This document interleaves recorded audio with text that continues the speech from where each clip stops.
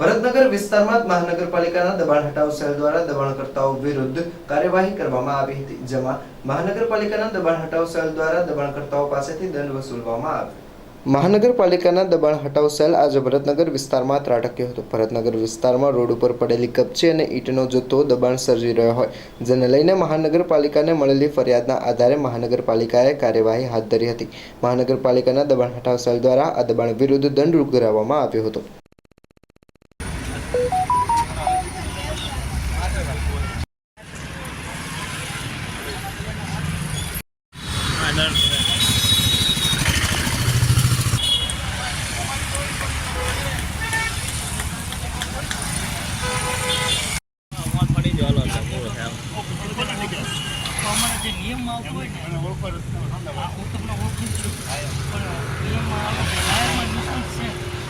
₹250 આપવા